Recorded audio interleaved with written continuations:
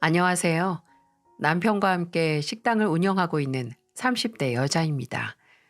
가끔 혼자 감투 만들어 쓴 다음에 그 감투 믿고 엄청나게 거만하게 구는 사람들이 있죠. 물론 본인의 노력에 따른 성과, 또 남들의 인정을 받고 그에 따른 보상으로 어깨에 힘이 들어갈 수는 있지만 그걸 빌미로 다른 사람을 괄시하고 무시하는 건 어불성설이죠. 머리에 쓴 감투라는 게 전혀 그 정도로 떵떵거릴 게 아닌 경우에는 두 배로 짜증이 난답니다. 심지어 이런 사람들은 상황만 잘 뒷받침되면 그 기회를 놓치지 않고 잘난 맛에 사는 사람이라서 문제를 짚어줘도 적반하장으로 나오기 일쑤죠. 그저 내 곁에 가까이 두지 않고 내 인생에서 내보내는 게 최선이죠. 왜 이렇게 감투 쓰고 콧대 높아진 사람에 대해 잘 아냐고요? 제가 이번에 그런 종류의 사람을 완전히 제 인생에서 내몰았거든요. 전라도에서 나고 자란 제가 오랜 서울살이 하면서 향수병에 도지면 늘 찾아가는 곳이 있었어요. 바로 포장마차. 어머니께서 고향에서 오랫동안 포장마차집을 운영하셨는데 그곳에서 생긴 추억이 정말 많거든요. 고향에서의 기억은 모두 어머니의 포장마차와 연관되어 있습니다.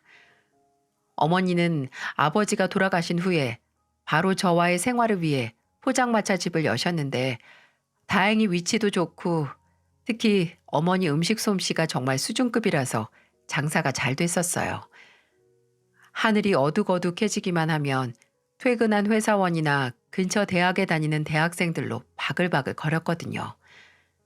여름이면 여름이라서 야외 테이블에 사람이 꽉 찼고 겨울이 되면 뜨끈한 어묵과 잔치국수 냄새가 손님들을 끌어모았죠. 그래서 저는 중학생 때부터 자연스럽게 어머니 포장마차에 가서 일을 돕곤 했었고요. 제가 학교 독서실에서 공부하다가 저녁 9시쯤 어머니가 하시는 포장마차로 가면 어머니 혼자서 추운 날에도 땀 뻘뻘 흘리면서 음식을 만들고 나르고 그리고 손님들 상대하느라 고군분투하시는 모습을 볼 수 있었어요. 그럼 전 책가방 맨 상태로 나온 음식 서빙하고 테이블을 치우기 시작했고요. 그럼 손님들 중에 나이 지긋한 아저씨들이 엄마 일 돕냐고 어린 친구가 정말 기특하다고 하면서 술김에 10,000원짜리 몇 장을 제 손에 쥐어주시곤 해서 용돈벌이가 쏠쏠했네요. 어머니는 제 친구들이 오면 준다고 포장마차 메뉴로도 없는 떡볶이랑 지포구이 같은 걸 만들어 두시기도 했고요. 그래서 친한 친구들 중에 생일인 친구가 있으면 데려가서 먹이고 또 시험 끝난 날이면 어머니가 먼저 친구들을 데려오라고 하시기도 했죠. 나중에는 친구들이 아, 서연이네 아줌마 떡볶이 생각난다. 먹고 싶다. 라고만 해도 어머니에게 미리 연락을 하고 친구들을 다 데려갔어요. 그런데 장사가 늘 그렇게 평화로운 건 아니었습니다. 하루는 집에 있다가 어머니 포장마차 문 닫을 시간이 돼서 늦은 밤이니까 어머니 배웅도 갈 겸 가서 마감 정리도 좀 도와야지 하고 어머니 포장마차로 향했어요. 집에서 걸어서 20분 정도 걸려서 슬슬 걸어갔거든요. 근데 포장마차가 가까워질수록 웅성웅성거리는 소리가 들리는 거예요. 뭐지? 손님들끼리 술 먹다가 싸움이라도 났나 싶어서 발걸음을 재촉해서 갔는데 싸움은 손님들끼리 난 게 아니라 얼굴이 벌개진 어떤 아저씨 하나가 어머니의 멱살을 잡고 버럭버럭 화를 내고 있는 겁니다. 근데 주변에 있는 손님들과 지나가는 사람들은 사색이 된 얼굴로 당황해하기만 하고 옆에서 말리지도 않고 가만히 있는 거예요. 저는 잡혀있는 어머니가 우는 얼굴을 보자마자 총알같이 튀어나갔어요. 그리고 본능처럼 어묵탕 쏟아내 든 커다란 국자를 들어서 어머니의 멱살을 잡고 있는 취객의 뒤통수를 세게 내리쳤죠. 손님은 억하는 소리를 내면서 잡고 있던 어머니 멱살을 놓았고 저는 그걸 놓치지 않고 정말 그때 할 수 있던 욕이란 욕을 다 하면서 머리를 부여잡고 주저앉은 손님을 마구잡이로 패버렸어요. 근데 그 취객이 계속 맞다가 일어서서 제 뺨까지 치고 그걸 본 사람들이 신고를 해서 경찰까지 달려왔다니까요. 나중에 거기 있던 손님들이 출동한 경찰들에게 증언한 걸 듣고 보니 그 취객은 꼼장어 볶음에 양파가 너무 많다고 술에 취해 시비를 거는 걸로 시작해서 계속해서 어머니에게 이것저것 트집을 잡았다고 하네요. 맥주 다른 브랜드는 왜 안 가져다 놓냐? 우동 국물 너무 싱거운 거 아니냐? 이거 인스턴트 가루 쓰는 거 맞지 않냐고 등등. 나중에 그 주정에 질릴 대로 질리고 또 다른 손님을 상대하느라 바쁜 저희 어머니가 무시를 하니까 또 자기 무시한다고 성질을 내면서 어머니 멱살을 붙잡고 늘어지기 시작한 겁니다. 지금 생각해도 그냥 쇠국자로만 내려친 게 아쉽네요. 근데 그때야 봉변을 당해 우는 어머니를 보고 눈이 돌아서 난리를 쳤지만 나중에 집에 와서 어머니 손을 잡고 덜덜 떨었던 기억이 있습니다. 어머니 혼자 하는 포장마차인 만큼 고되고 문제도 많았지만 저와 어머니에게 그 포장마차는 저희 모녀를 돈독하게 만들어주는 역할도 했고 또 아버지 없이 둘만 있는 집에 경제도 여유롭게 만들어 주었습니다. 어머니께서는 그 포장마차 하나로 저를 키워내셨어요. 우동 팔고 잔치국수 팔고 어묵 팔고 꼼장어 볶음, 곱창 볶음 껍데기 등등 팔아서 절 대학까지 보내고 서울에 취직했을 때 자취방 보증금까지 해주셨으니까요. 그래서 꼭 서울에서 혼자 살기 시작하면서 어딘지 그리워지는 기분이 들면 서울 곳곳에 있는 포장마차 도장 깨기를 하고 다녔습니다.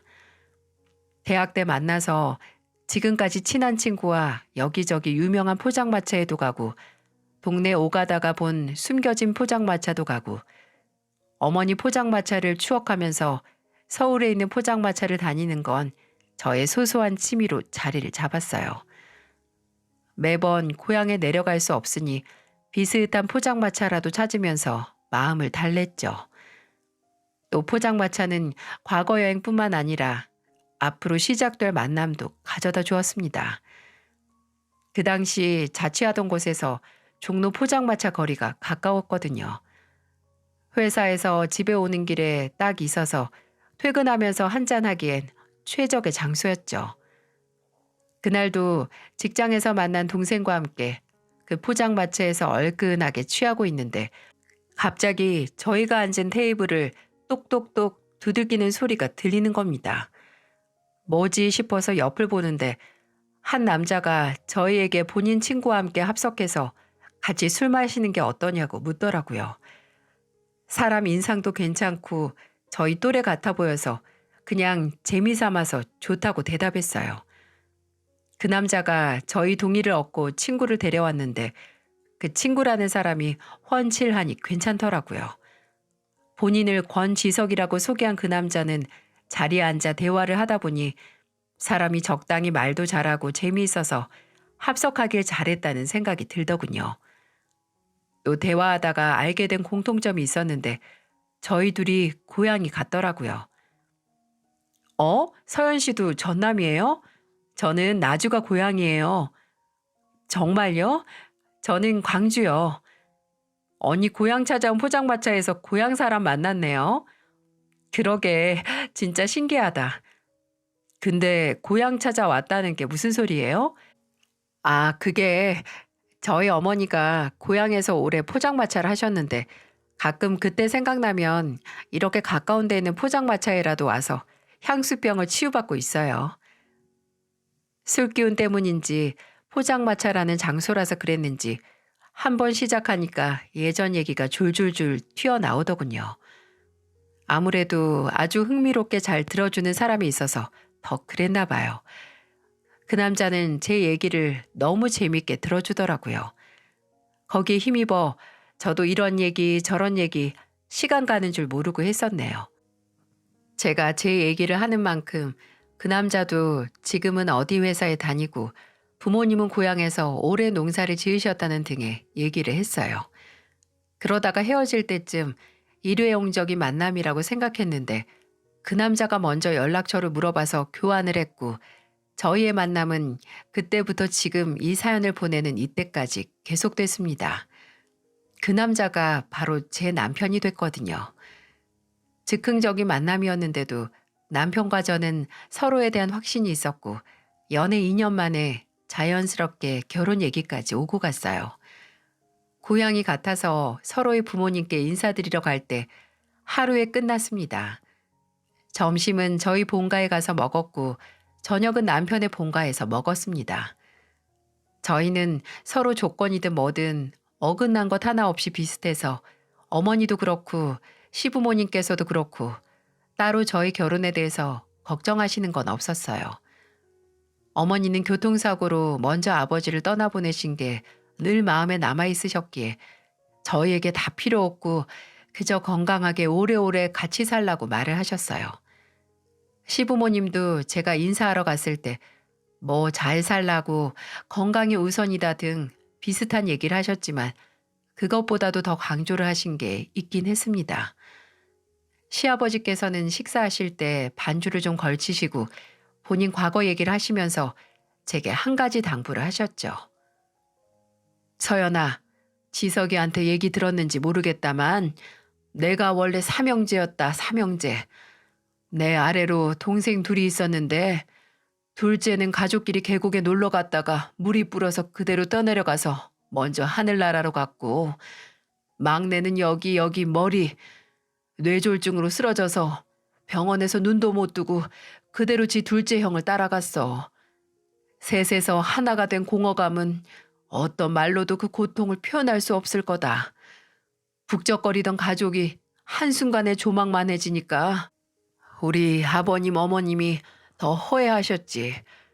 내가 그렇게 한순간에 조용해진 집에서 생각한 게 가족은 그저 북적이는 게 최고다 최고. 분명 내 동생들이 다 살아있었으면 그만큼 나에게 더 힘이 됐을 텐데 이제 기댈 형제 하나도 없잖니. 가족이 많을수록 기댈 가지가 더 많은 거야. 나랑 이 사람은 너희한테 많은 거 안 바란다. 그저 애들, 자식들만 되는 대로 잘 낳아서 잘 길러. 그것뿐이야. 아유, 우리 아버지 또 그 소리 하시네. 알겠어요. 저랑 서연이도 그 전에 말해봤는데 2명은 낳을 생각이에요. 생각만 해선 안 되지. 열심히 노력을 해야지, 노력을. 그리고 2명이 뭐냐, 2명이. 2명은 그저 최소한이야, 최소한. 나는 우리 서연이가 손주 딱 3명은 낳아줬으면 하는구나. 아버지, 요즘 자식 셋 낳아 키우는 게 쉬워요? 지석이 너, 네 아빠 말 들어. 나는 뭐 쉬워서 너랑 네 형이랑 네 동생까지 낳았겠니? 엄마도 하는데 요즘같이 애 키우기 좋은 시대에 왜 못해? 네 형수 봐라. 이번에 셋째 낳았잖아. 셋째 아들. 형수가 애국하는 거고요. 서연이 몸으로 낳는 건데 서연이 의견이 제일 중요하죠. 왜? 서연이가 애 낳기 싫어하니? 서연아, 너 정말 그런 거야? 네? 아니요. 낳는 게 싫은 게 아니라 2명까지가 저희한테 딱 적당한 것 같아서요. 적당한 걸 어떻게 하니? 낳기 전까지 모르는 거지. 애들 낳으면 다 알아서 잘 자라. 너랑 동갑인 네 형님도 이번에 셋째 낳았다. 걔는 일도 하는 애야. 요새 애 낳고 여자들 일 그만두는 것도 다 옛말이다. 걱정 마라. 낳으면 내가 키워줄 테니까 넌 낳기만 해봐. 그래 서연아. 네 형님은 그 뭐냐 에스테틱? 피부관리실인지 뭔지 아는데 그렇게 일하면서도 아들 셋 낳아서 잘 키우고 있어. 형편에 맞춰서 애 낳는 거 다 변명이지. 변명이야. 시부모님은 시아버지의 과거사 때문인지 가족 구성원을 늘린다는데 굉장한 철학과 목표를 가지고 계시더라고요.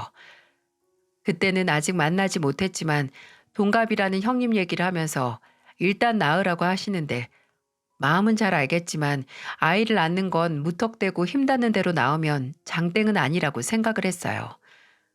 근데 시부모님은 그런 제 마음도 모르고 아들 셋 낳은 형님만 찬양하더군요. 그때 저는 그냥 이게 가족들 분위기인가 보다 했습니다. 뭐 손주들 많이 보고 싶어하는 시부모님이야 이례적인 것도 아니고 많으니까요. 그런데 손주 많이 낳아준 며느리에 대한 자부심은 생각보다 더 심각하더라고요. 상견례 날 원래 상견례 자리는 양가 어른들 당사자 둘의 뭐 모인다고 해도 형제들까지 모이는 거잖아요. 그런데 저희 쪽은 저랑 어머니 단 둘인데 남편 쪽은 남편과 시부모님 두 분, 아주버님과 형님, 그리고 돌도 안 지난 셋째 조카를 포함한 아들 셋까지 다 모두 모였더라고요. 셋째 조카가 울어서 형님은 그 자리에서 기저귀 갈고 첫째 조카가 나온 반찬이 맛이 없다고 다른 거 시켜달라고 떼쓰고 둘째 조카가 밥 안 먹는다고 이리저리 돌아다니면서 물건들을 쓰러뜨려도 시부모님과 아주버님 내외는 그저 애들 보고 허허 귀엽고 애틋해 하기만 하더군요.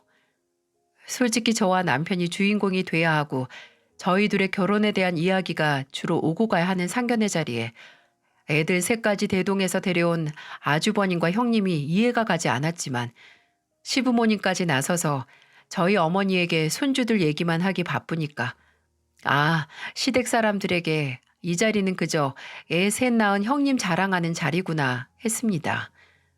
우리 맏며느리가 타고났는지 아들 셋을 아주 힘 안 들이고 잘 낳았다고 서연이도 형님 본받아서 빨리 소식 왔으면 좋겠다는 얘기를 1시간 내내 하셨거든요.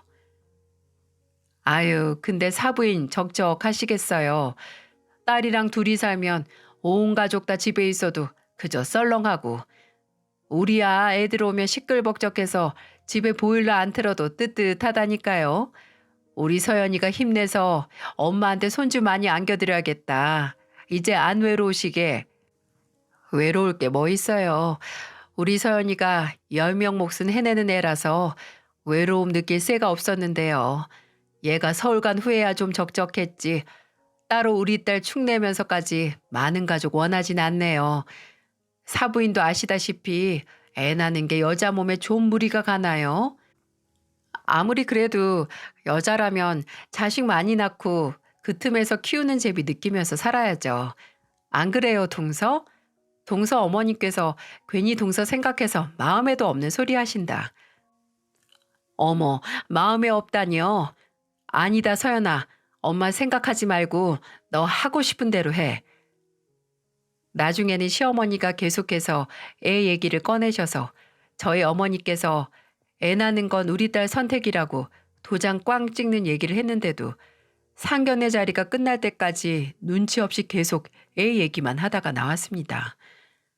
애를 많이 낳은 만큼 권리가 생기는 시댁의 분위기는 결혼 후에도 끝나지 않았어요.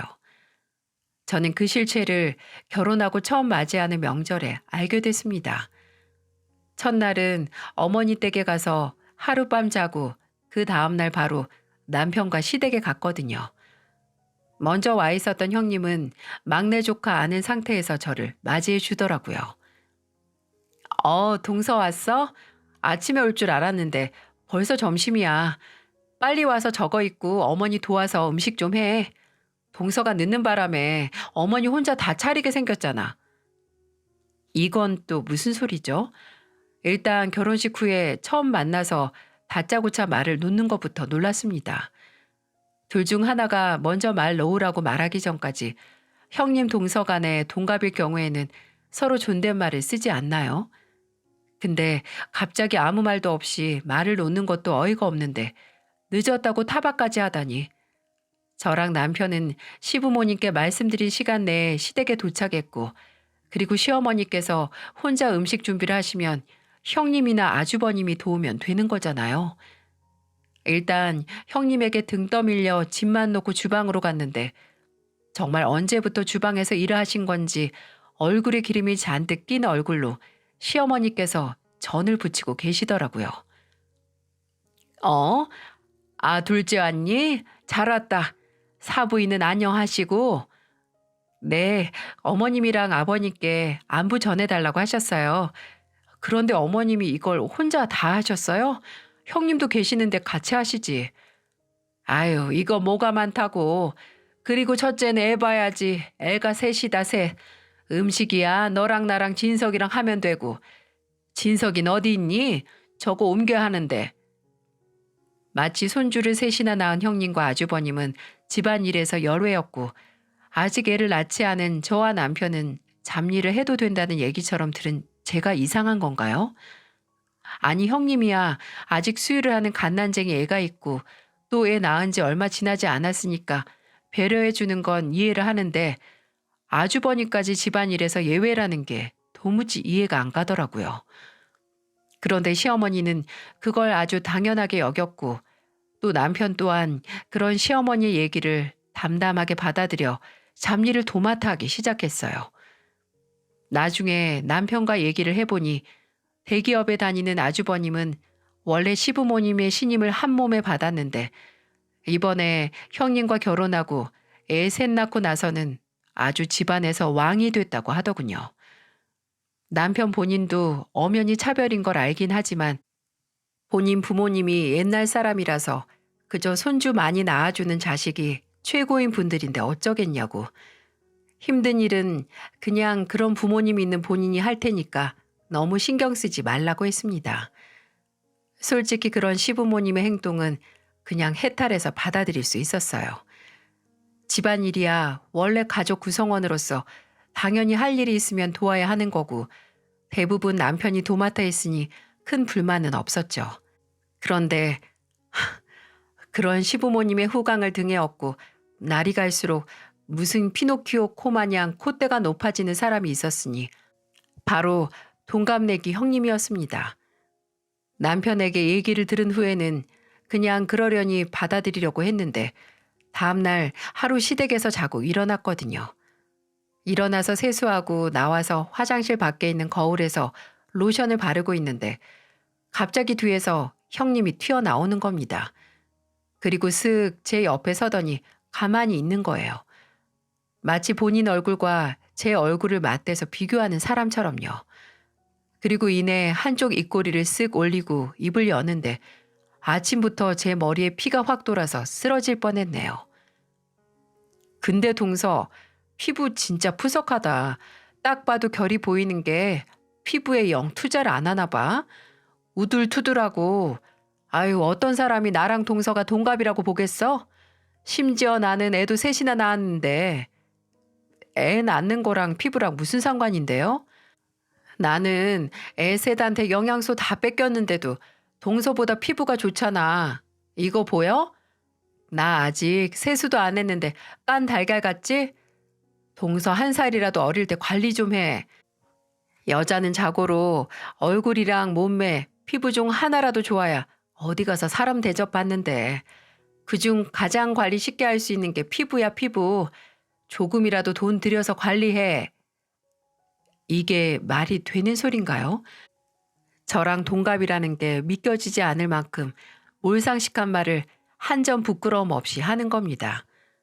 저는 얼굴에 로션을 다 바르고 나서 형님을 보고 말했어요. 누가 보면 제 피부에 형님이 지분 있는 줄 알겠네요. 저는 아직 피부 관리샵 하는 형님한테 얼굴 팩 하나 못 받았는데 너무 지적만 하신다. 그리고 매일 본인 샵에서 관리받을 수 있는 형님 피부랑 피부 관리샵 문턱도 안 넘어본 제 피부랑 비교하면 안 되죠. 내가 일하면서 내 피부 챙길 시간이 있는 줄 알아? 피부는 다 타고나는 거야.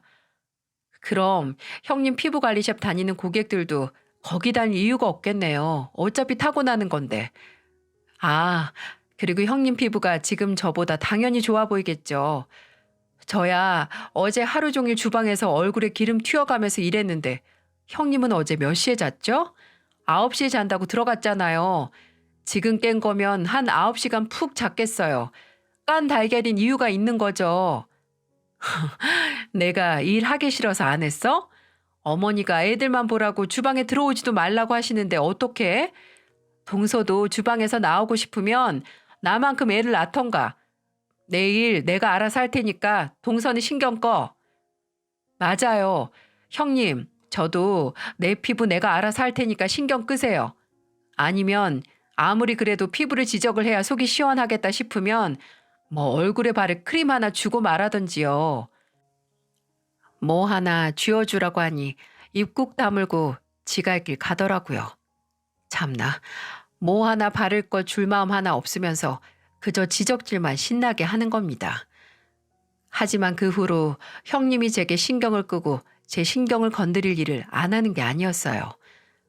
남편과 결혼 후 1년 정도 후에 저랑 남편 둘이서 퇴사를 하고 삼겹살집을 차렸거든요. 그때 좋은 기회가 오기도 해서 아이 낳기 전에 해보자 싶어서 큰 결심을 하고 시작을 했습니다. 저희 어머니께서 밑반찬이나 찌개, 고기 양념 비법을 다 전수해 오셔서 오픈하고 나서 이래저래 입소문이 났고 다행히도 장사가 잘 됐어요. 저랑 남편 둘이 위험을 감수한 걸 보답받은 것 같았죠. 그런데 삼겹살집이 오픈을 하고 한 넉 달 정도 지났을까요? 원래 저녁 시간에는 저랑 남편 둘 다 가게에 있었는데 그날은 남편이 친구 부모님 장례식이 있어서 가게를 비웠습니다. 그런데 8시 정도에 단체 손님이 우르르 들어오더라고요. 6명 정도 되어 보였는데 저는 빈 테이블을 살펴보고 있었어요. 그런데 뒤에서 갑자기 동서 하는 소리가 들리는 거예요. 바로 형님이었죠. 그리고 그 단체 손님은 형님이 데려온 형님 피부관리샵 직원들이었어요. 형님, 여긴 갑자기 어떻게 오셨어요? 아니, 동서 가게 매출 좀 올려주려고 왔지. 우리 6명인데 앉을 자리 있어? 그래도 동서가 가게 오픈했다고 고기 팔아주려고 왔구나 했습니다. 그래서 자리 안내해주고 서비스도 팍팍 나갔어요. 음료는 다 포스기에 찍지도 않았고요. 계란찜이랑 찌개도 그냥 서비스로 나갔죠.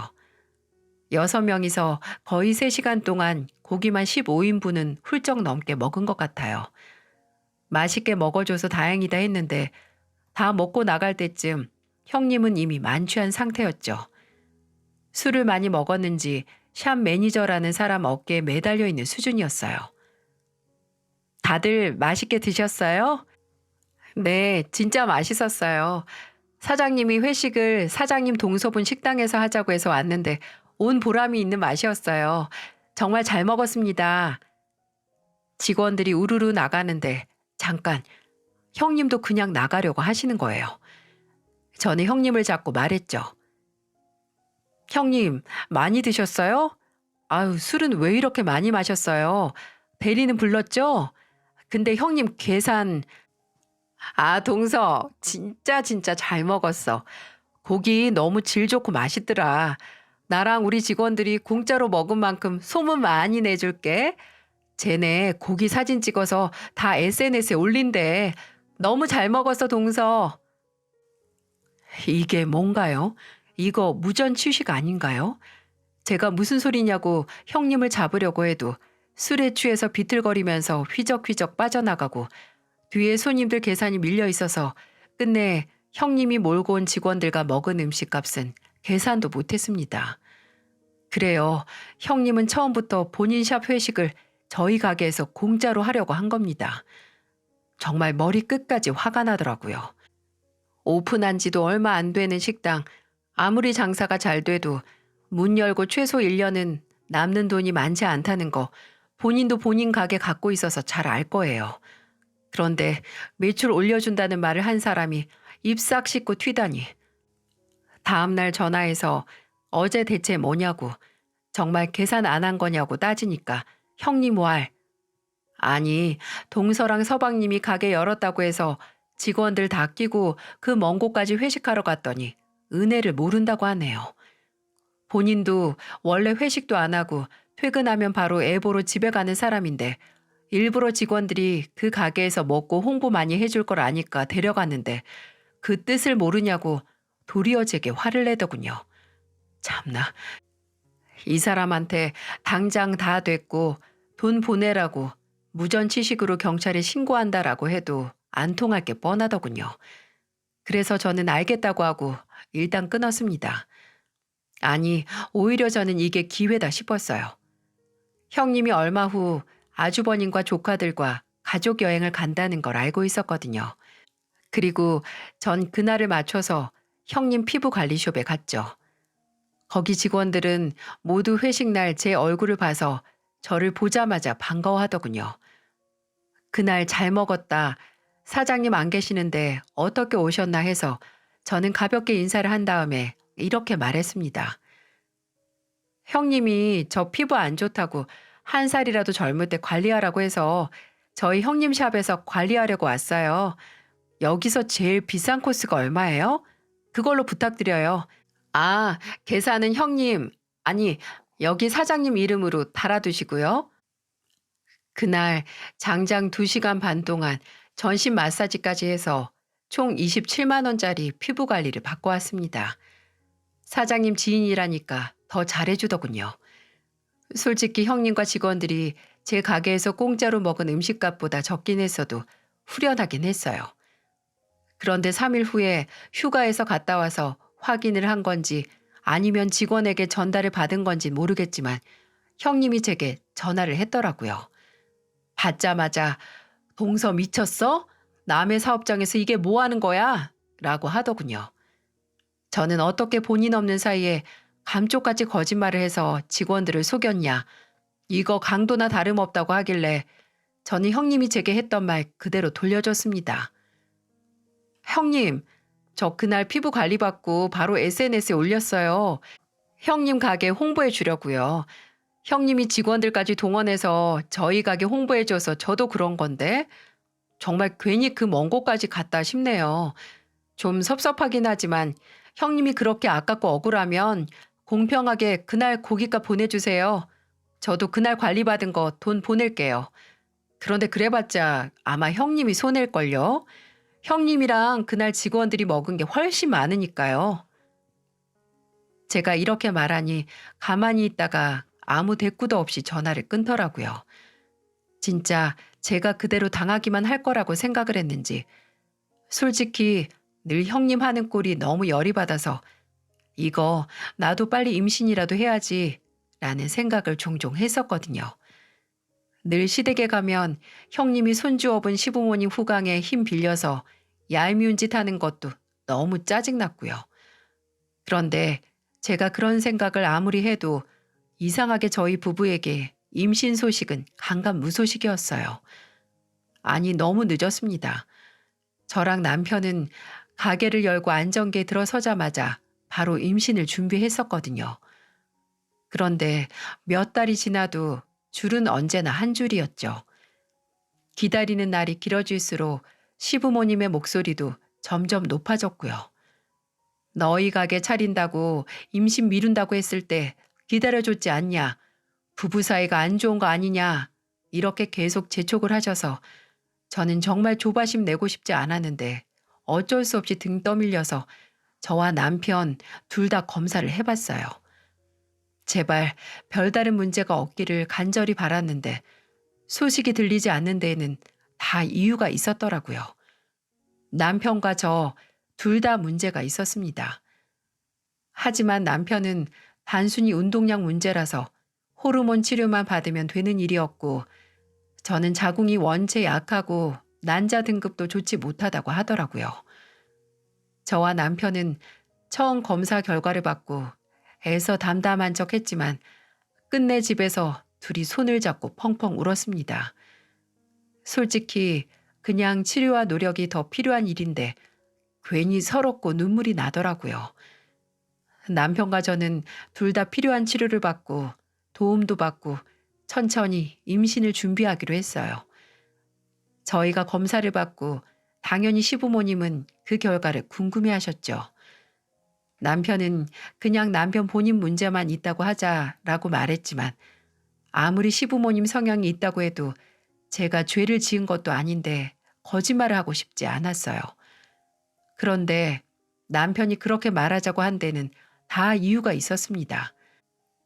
원래는 평소에 시부모님하고 전화나 문자를 잘 했는데 시부모님은 검사 결과를 안 이후로 제 전화도 문자도 답장을 하지 않으셨어요. 처음에는 애써 바쁘신가? 농사하는 분들이니 바쁘시겠지. 내가 너무 예민한 거다. 이렇게 저 자신을 위로했습니다. 그런데 시어머님 생신으로 시댁에 내려간 날 그저 제가 예민한 게 아니라는 걸 알게 됐어요. 시어머님께 드릴 선물이랑 용돈까지 준비를 해서 갔는데 처음 시댁 현관을 들어섰을 때부터 느꼈네요. 아, 나는 여기 초대받지 못한 손님이구나 하고요. 불청객이 된 건 저뿐만 아니라 남편도 마찬가지였어요. 시댁 식구들 중 아무도 저랑 남편에게 말을 안 시켰거든요. 말을 시켜서 단답식으로 대답하고 남편은 간간히 아주버님하고만 말을 했고 저는 그나마 조카들이 말을 걸어서 겨우 입을 뗄 수 있었네요. 근데 차라리 그렇게 암묵적인 따돌림으로 끝났으면 좋았는데 식사 자리에서 술이 들어가자 시댁 식구들은 저와 남편에게 말을 걸기 시작했어요. 시어머님은 제게 받고도 계속 열지 않던 생신 선물을 그제야 열어보더니 이런 소리를 하셨습니다. 이게 뭐냐?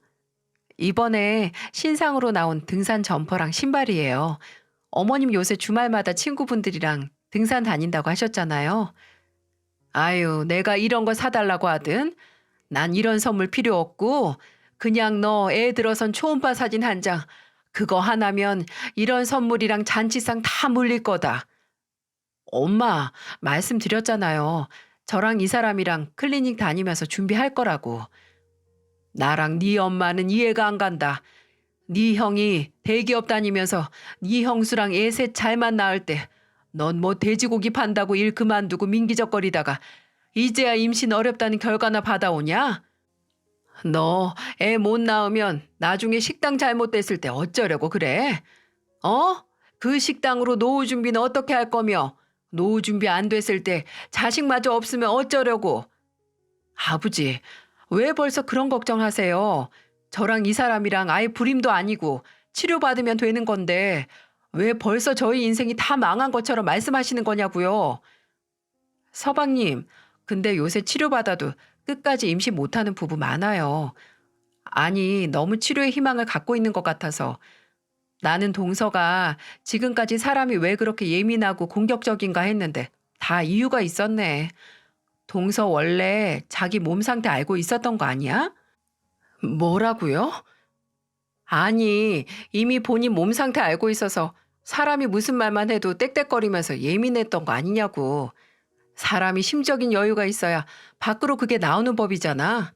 동서는 늘 여유가 없어 보이고 조급해 보였는데 그게 동서 난임 문제가 아닌가 싶어서 동서 예쁜 애기 갖고 싶으면 지금이라도 마음 곱게 쓰고 말도 예쁘게 해. 지금 말 다 했어요? 사람이 마음 곱게 쓰고 말 예쁘게 해서 임신이 잘 됐으면 저랑 남편은 조카들 얼굴도 못 봤어요. 형님은 정말 할 말 못할 말 구분을 못하네요. 아이 3명 낳으면서 개념도 3번이나 몸에서 같이 밀어낸 거 아니세요? 뭐라고?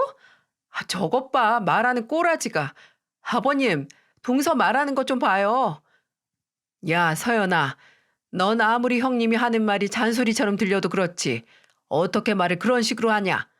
아무 문제 없이 얘 셋 잘만 낳은 형님 말을 들어야 너한테도 좋은 거야. 아버님 저게 잔소리로 들리세요? 사람 아픈 거 빙긋빙긋 웃으면서 후벼 파는 거지. 됐어요. 절이 싫으면 중이 떠난다고. 지금 제일 마음고생하고 불안한 사람은 저인데 도리어 절 죄인 취급하는 곳은 제가 오지 말아야죠. 그리고 저는 가방을 챙겨 일어났습니다. 그렇게 다시 남편과 함께 집으로 돌아갔어요. 다음 날 따로 시댁에 연락도 안 했고요. 남편과 저는 서로 그날 있던 일을 말도 하지 않았죠. 그런데 일주일 뒤에 예상도 못한 연락을 받았네요. 바로 시어머니였습니다. 제 검사 결과를 알고 전화도 안 받던 분이 대체 왜 하는 생각이 그냥 받았어요. 제가 여보세요 하고 시어머니 목소리를 들어도 딱히 아무 말 하지 않자 시어머니는 깊게 숨을 푹 쉬고 이렇게 말을 하셨어요. 서연아, 그날 마음 많이 상했지? 내가 미안하다. 나도 조급해서 그랬어.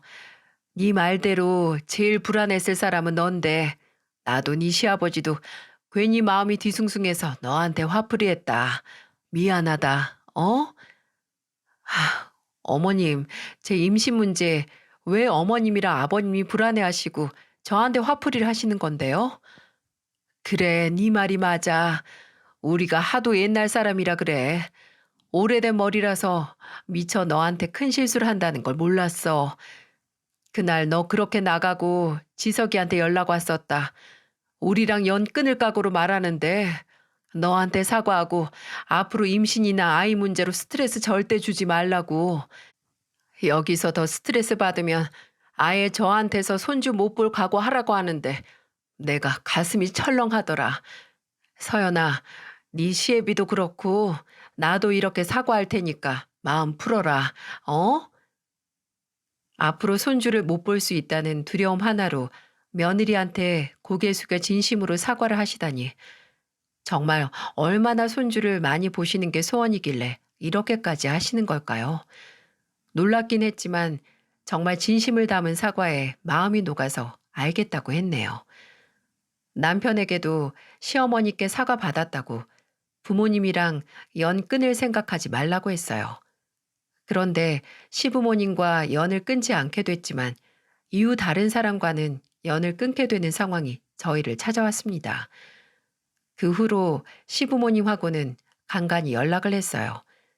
시어머니나 시아버지나 종종 조심히 병원은 잘 다니고 있냐고 물으셨고 저도 그냥 말하고 싶은 한에서 알려드렸어요.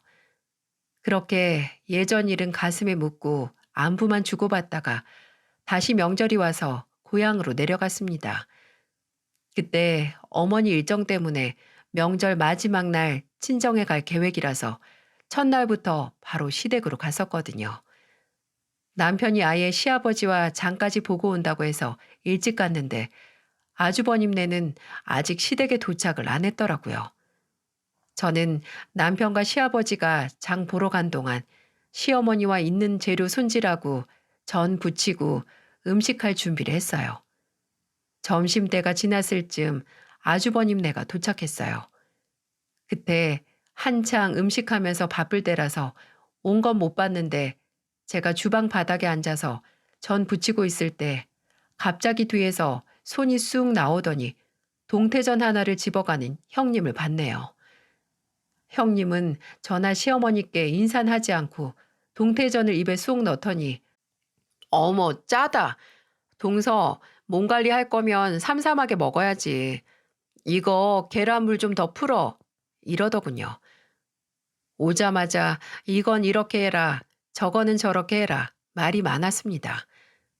형님이 계속 주방에 왔다 갔다 하길래 뭐 좀 도우려나 했는데 그냥 다 된 음식 좀 집어 먹으려고 오는 거였고 개벌은 남 못 준다고 가족들 다 제 역할 하고 있는데 혼자 참 뻔뻔하게 잘 놀았습니다.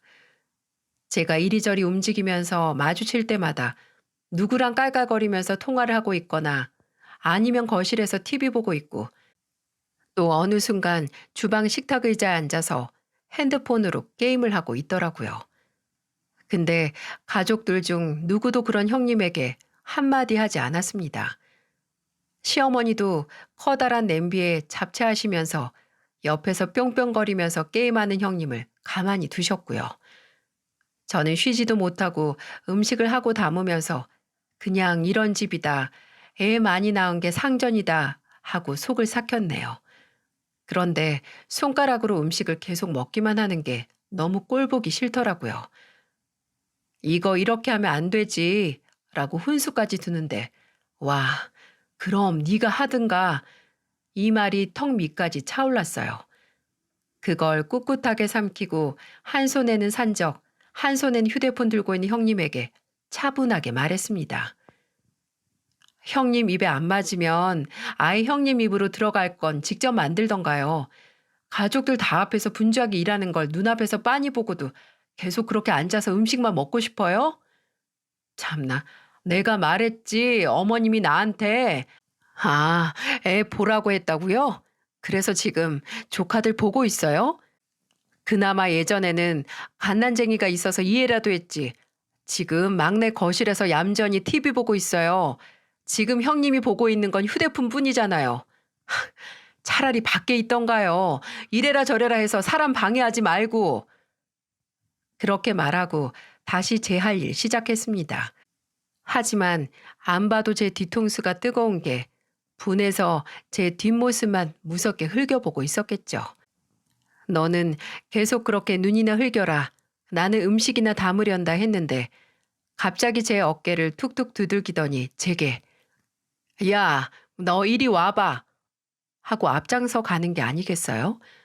무슨 학교 양아치가 부르는 것도 아니고 무슨 말 하나 싶어서 따라갔더니 시댁의 현관 바로 옆에 창고로 쓰는 작은 방이 있었거든요. 거기로 들어가서 저를 기다리고 있더라고요. 팔짱을 딱 끼고 무시무시한 얼굴로 제 얼굴을 노려보더니 이러는 겁니다. 야, 너 왜 이렇게 주제 모르고 선을 넘어?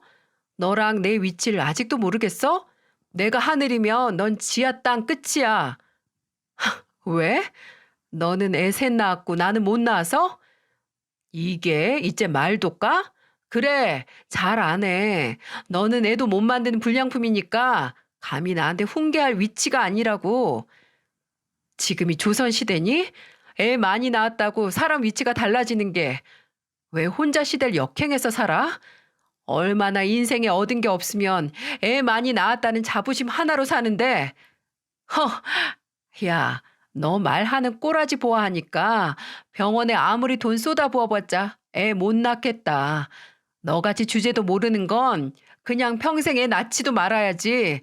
자식 인생 망칠 일 있냐? 너 내가 물 떠다 놓고 빌 거야. 평생 그 뱃속에 애 들어서지 말라고. 가짜는 저주를 퍼부은 형님은 본인 말만 끝내고 문을 열고 나가려고 했습니다. 그런데 문을 열자 제 남편이 무섭게 굳은 얼굴로 서 있더라고요. 한껏 당당하던 형님이 남편 얼굴을 보고 놀라서 굳어 있는데 남편은 그런 형님 빤히 보다가 이내 성큼성큼 걸어 거실 쪽으로 향했습니다. 그리고 이내 놀란 아주버님의 목소리가 들렸어요. 야, 야, 너 뭐 하는 거야? 이거 안 나? 너야말로 네 와이프 입단속도 안 시키고 뭐 하는 거야? 남편이 무시무시한 얼굴로 거실로 간 건 아주버님의 멱살을 잡기 위해서였어요. 베란다 쪽에서 병풍을 내어오던 아주버님은 아무것도 모른 상태에서 남편에게 멱살을 잡힌 거죠. 남편은 뭐 하는 짓이냐고 하는 아주버님과 시부모님의 말에도 아랑곳하지 않고 고래고래 소리를 질렀어요. 네 와이프란 인간이 내 와이프한테 평생 애 임신 못하게 물 떠놓고 저주하겠다고 하더라. 대체 어디서 저딴 인간을 가족이라고 들여온 거야? 애만 잘 낳으면 다야? 사람이 인성이 먼저지. 아니, 이게 다 무슨 소리야, 혜연아. 너 진짜 서연이한테 그랬어? 그게 다 무슨 소리야? 물 떠놓고 무슨 저주를 해? 아니, 아버님, 전 그게 아니라 한쪽에서는 임신 준비하는 가족한테 저주나 하고 한쪽은 지가 다단계 빠진 줄 모르고 가족 돈이나 까먹고 잘하는 짓이다. 어떻게 부부가 쌍으로 이러냐? 어? 남편의 말은 또 무슨 소리냐고요? 저도 이걸 나중에 알았는데요. 알고 보니 이 일이 있기 몇 달 전에 남편과 아주버님 사이에 일이 하나 있었더라고요. 아주버님이 남편에게 확실한 정보가 있다면서 돈을 투자하라고 했다고 하네요. 남편은 대기업 다니는 형이 투자 정보가 있다고 하니까 의심하지 않고 적금 만기된 게 있어서 3천만 원 정도 투자했다고 해요. 분명 남편이 무턱대고 투자한 거긴 하지만 아주버님은 신상도 확실하고 심지어 가족이니 일말의 의심이나 주저함 없이 한 거죠. 근데 그게 투자가 아니라 그냥 불법 다단계 투자 사기였던 거예요. 아주버님도 돈을 까먹긴 했지만 그걸 믿고 같이 한 남편은 한순간에 목돈을 다 잃어버린 거죠. 남편은 이게 어떻게 된 거냐, 확실하다고 하지 않았냐고 아주버님에게 따졌지만 그때 아주버님 왈, 야, 내가 네 머리에 총 겨누고 투자하라고 했어? 나보고 어쩌라고. 나도 잃었어, 나도. 너만 잃었냐? 이 정도 위험 감수도 각오 안 했으면 애초에 투자를 하면 안 됐지. 괜히 나한테 책임 전가하지 마라. 남편은 그때 큰 상처를 입었고 동시에 분노했습니다. 남편은 제게 이걸 설명하면서 부들부들 떨더군요. 이제 진짜 형 취급도 안 한다고 어떻게 사람이 이러냐고 했죠. 근데 그렇게 틀어진 상황에서 형님이 제게 저주를 퍼붓는 것까지 봤으니 남편이 아예 이성을 잃은 거죠. 남편은 잡은 아주버님의 멱살을 탈탈 털면서 말했습니다. 너 같은 건 이제 내 형도 가족도 아니야. 그렇게 불쌍하게 평생 네 와이프랑 답 없이 살아라. 그 대신 두 번 다시 내 인생에 끼어들지 마. 눈에 띄지도 말고. 알아들었어? 그리고 마치 더러운 거 떨치듯 아주버님의 멱살을 탁 놓았어요. 아주버님은 아무 말도 못하고 바닥에 주저앉았고 남편은 아주버님을 가리키면서 시어머니에게 저 인간이랑 같은 공간에 못 있겠다라고 하고는 저와 함께 시댁에서 나왔습니다. 나중에 시부모님께서 먼저 연락하셔서 남편이 자초지종을 말했어요. 투자 사기 문제와 형님이 어떤 폭언을 제기했는지, 그래서 앞으로 그 인간들과 마주치고 싶지 않고 아예 연을 끊겠다라고 말이죠. 시어머니께서는 차분히 들으시다가 남편의 말을 존중해 주셨지만 시아버지께서는 그래도 형인데 다시 생각해 보라는 말을 하셨어요. 하지만 남편은 단호했고 만약 시아버지께서 받아들이지 못하신다면 앞으로 시댁에도 가지 않겠다라고 했습니다. 끝내 시아버지께서는 마치 해탈하신 것처럼 알아서들 하라고 하셨죠. 아마 비극으로 형제를 잃은 시아버지께서는 멀쩡히 살아있는 남편과 아주버님이 큰 갈등으로 얼굴을 안 보고 산다는 게 이해가 되지 않으셨겠죠. 그 후로 3년 동안 아주버님네와 어떠한 연락도 하지 않고 마주치지도 않고 있어요. 가족 행사가 있을 때마다 그냥 서로 피해가면서 시댁에 가고 있고 그저 간간히 시어머니를 통해서 어떻게 살고 있냐 듣고만 있습니다. 그런데 정말 황당한 게 뭔지 아시나요? 아주버님은 그 후로도 투자를 못 놨다고 하더라고요. 한 번은 그 사건 이후 거의 1년이 지나고 시댁에 갔을 때 시어머니 얼굴이 너무 어둡고 요새 약을 먹고 있다고 하셔서 물어보니까 아주버님이 글쎄 회사를 그만두고 집에서 쉬고 있다는 겁니다.